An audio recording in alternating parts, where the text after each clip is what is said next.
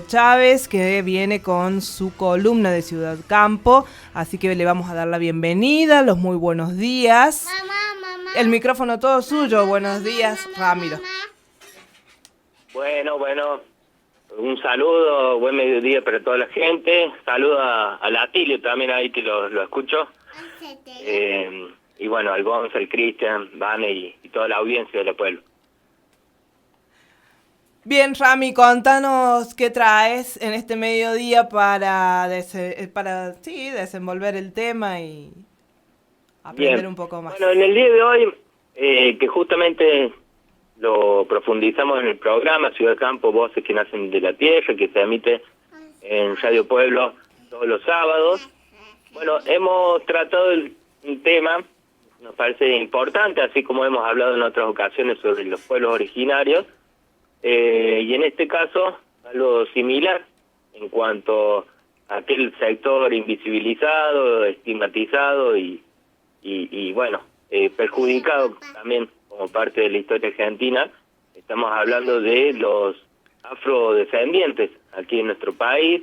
Está llevando a cabo el mes de los afroargentinos y de la cultura afro.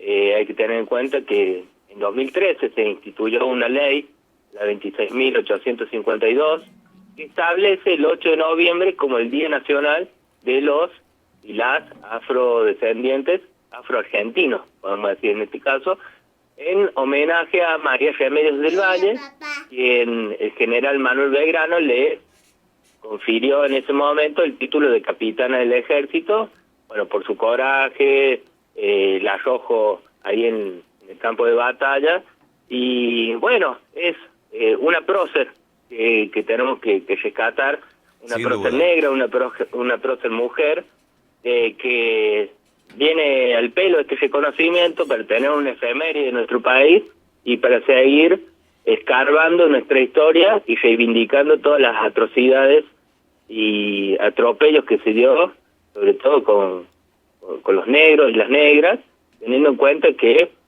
bueno, llegaron a América a partir de la conquista y de la esclavitud. Totalmente, sí, sí.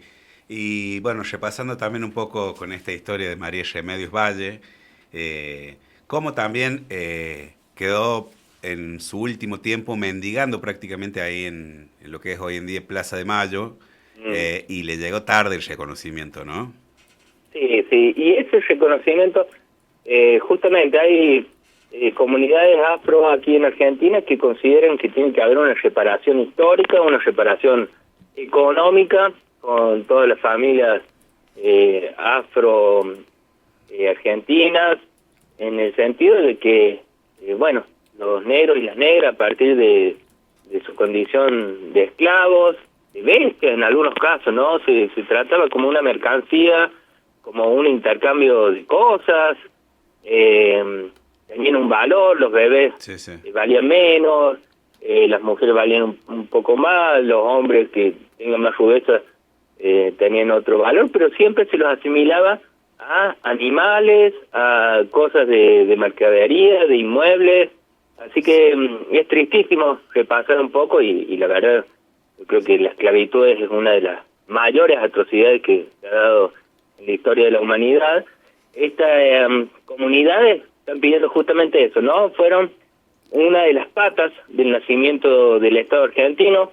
Hay tres patas, una es de los pueblos originarios, otra es de la conquista española, y la tercera pata, y la menos nombrada, son los afrodescendientes.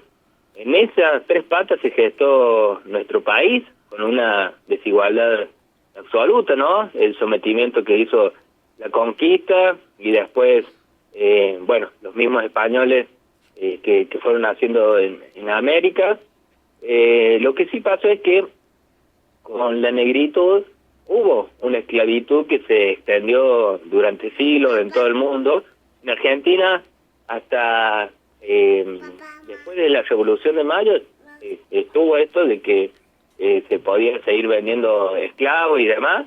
Y después, muchos, además de una cuestión, podemos decir, de resolución, en donde ya se culmina con la esclavitud en Argentina, pero muchos también tenían que lograr esa libertad a partir, por ejemplo, de lo que fue la lucha independentista en la historia argentina, como que, bueno, si vos luchas, ganamos la guerra, tenés tu libertad, ¿sí?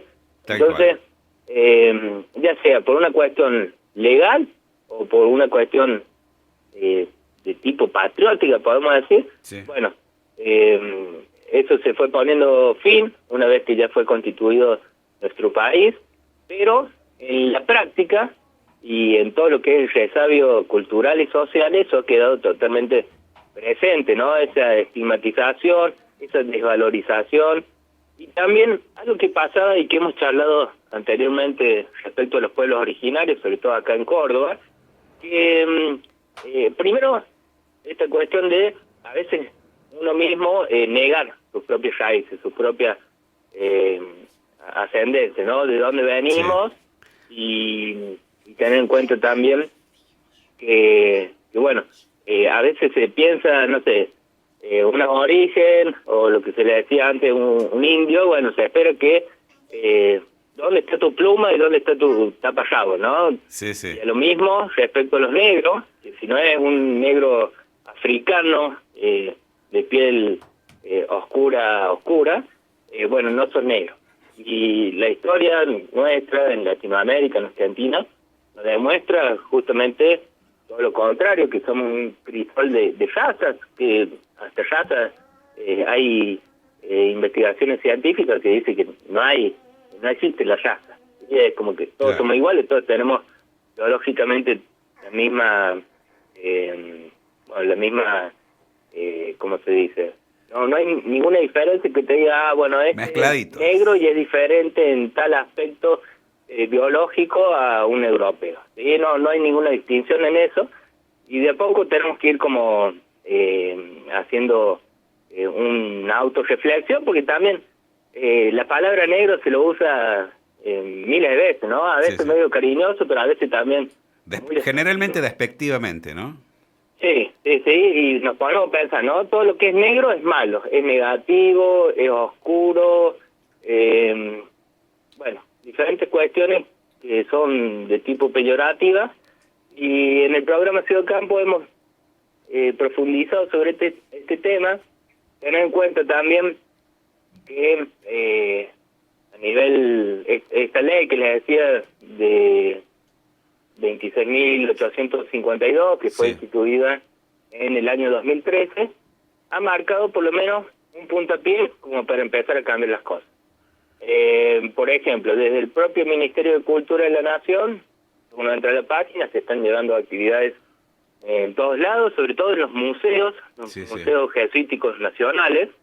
Es importante que los museos formen parte de esta reescritura de la historia, porque son también las personas divulgadoras de la historia, ¿no? Y si siguen teniendo el mismo chip, en donde los negros eran totalmente invisibilizados y no se comentaba nada, bueno, eso se va multiplicando y el cambio no viene, sino todo lo contrario, sino que se hace más presente, más fuerte en el imaginario colectivo. Así que queríamos tocar este tema, también tener en cuenta que en Córdoba existe la mesa Afro Córdoba, ¿sí? La mesa Córdoba Negra, también conocida. Y bueno, decimos, ¿dónde está esa mesa? ¿Dónde están los negros? Bueno, están en la concepción de la identidad de miles y miles de personas que tienen rasgos, que tienen una identidad marcada, pero que no necesariamente el color de piel tiene que ser absolutamente negro, ¿no? El cabello mismo, a veces, yo que se dice a veces, mira, ese tiene como un pelo afro, ¿viste? Sí. Capaz que tiene tez más blanca, más trigueña. Tal cual. Eso pasa mucho con los pueblos originarios, también lo decíamos, y algo importante como para dar un pasito, ¿se acuerdan que en el último censo nacional, en el mes de mayo, una de las preguntas era si tenías te reconocías, consideración respecto a reconocerte con raíces, ya sea de pueblos originarios o de afrodescendientes, ¿no? Exacto. Entonces, esa preguntita, si bien es algo simbólico, pero por lo menos que nosotros mismos nos preguntemos, ¿no? Ya eso es algo importante, y que el Estado lo haya tenido en cuenta es más importante, por más que esto debería haber sucedido hace tantísimos años. Totalmente. En fin, tenemos un audio para ir cerrando este bloque. Estuvimos en comunicación con Ligüen Martínez. Ella es vecina acá de Sierra Chica, es una militante afrodescendiente, rioplatense. Ella dice así, rioplatense, Sí. porque si bien nació en Buenos Aires, estuvo en Uruguay y se siente muy parte de esta migración constante entre Cruzando Buenos el charco. Aires y Uruguay, cruzando el charco ahí, Río de la Plata, en donde, bueno, hace algunas referencias al respecto, y hay que tener en cuenta dónde está presente la negritud en Argentina, ¿no? Desde los ritmos, Sí, desde sí. las músicas, desde las comidas, las palabras, ¿no? Las palabras bombo, quilombo, Sí, sí. mondongo, todo este tipo de palabras vienen de las raíces afros, y bueno, han quedado parte de nuestro país. Una cosita que hará respecto a esta terminología, por ejemplo, el quilombo. El Que nosotros quilombo, también. sí. Uy, Sí, qué sí. quilombo se armó, implica lío. Sí. Pero en realidad los quilombos eran las juntadas en comunidad de los afrodescendientes, de los esclavos, sobre todo a la noche, en donde el quilombo era un festejo, una Claro. situación de Después de servir el ceremonia, amo. de desahogo, de un montón de cosas, pero con el paso del tiempo quedó instituido como algo peyorativo, ¿sí? Claro. Y también los negros no se lo nombraban negros hasta que un blanco los nombró, ¿no? Claro. Entonces, siempre está contado desde la perspectiva occidental, desde la perspectiva Blanca. eurocéntrica, y bueno, blanca también, ¿no? Así que bueno, si quieren, compartimos el audio de Ligüen Martínez, militante afrodescendiente rioplatense, y que hoy es vecina de aquí, de Sierra Chica. Bueno, y seguramente se va a profundizar mucho más en Ciudad Campo, ¿no? Sí, esta vez hemos estado ahí cumpliendo. Y otras notas que realizamos fue, por ejemplo, con Mirta Facchini, escritora argentina de novelas históricas, bajo siempre el formato de historias románticas, pero a partir del protagonismo de afroargentinos y argentinas, y ahí a la vez se cuenta todo, porque era sobre todo en la época en la época de la colonia, pero también en la época del virreinato y después del nacimiento de la Argentina.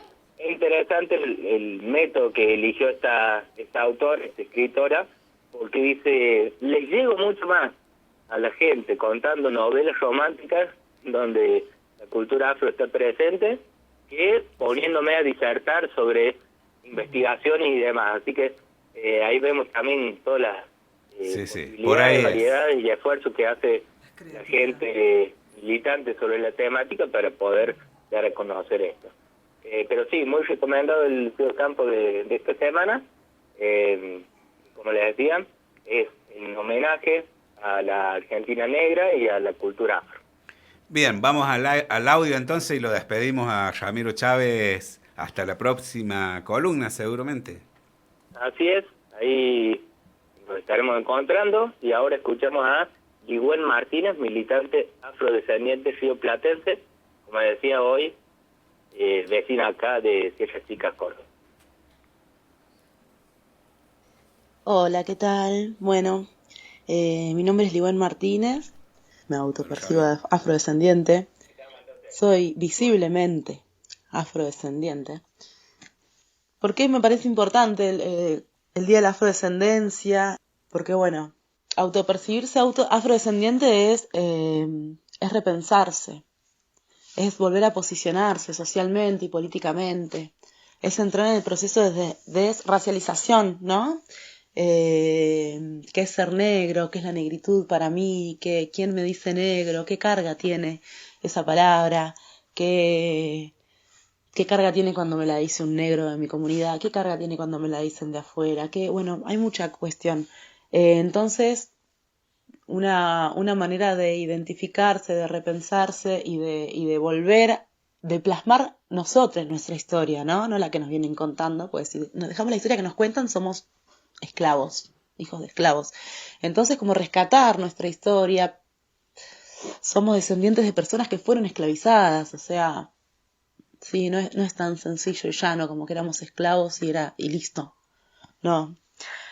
Entonces, eso, y pensar también que la afrodescendencia atraviesa toda nuestra cultura, ¿no? Los aportes afrodescendientes están en todo, están en la música, en el arte, o sea, la afrodescendencia hizo la mano de obra de esta nación, fueron madres de leche, o sea, la afrodescendencia fue madre de leche de esta nación, dio la teta, sí, a los hijos de las personas blancas, esclavizadoras, o sea, los aportes son muy profundos, a veces desgarradores y inimaginables. Han usado a las personas afrodescendientes hasta de mascotas, ¿sí? De entretenimiento para sus hijos, o sea, cruel. Entonces, bueno, pensar estas personas que estuvieron acá, bueno, ¿qué hicieron? ¿Qué aportaron? ¿En qué estuvieron? Estuvieron en la mano de obra de esta nación, estuvieron en la construcción a todo nivel, en la educación, solo que se invisibiliza, entonces lo mismo que nos pasa a las mujeres en la historia, lo mismo que nos pasó, que se invisibiliza, que firma otro, que, bueno, lo mismo pasa con la afrodescendencia si empezamos a investigar. Entonces eso, ¿no? Como que la idea es despertar el bichito ese de la curiosidad y que cada uno diga, bueno, la verdad es que mi cultura también es afrodescendiente, no es que la afrodescendencia es algo ajeno, mi cultura también, un pilar de mi cultura es afrodescendiente. Tenemos el pilar español, tenemos el pilar originario y el pilar afrodescendente. Es uno de los 3 pilares. Y bueno, y mostrar esto a la juventud, a las niñas, es una forma de validar y de reconocer nuestros aportes y de que tengan una representación positiva de lo que son y una identificación positiva.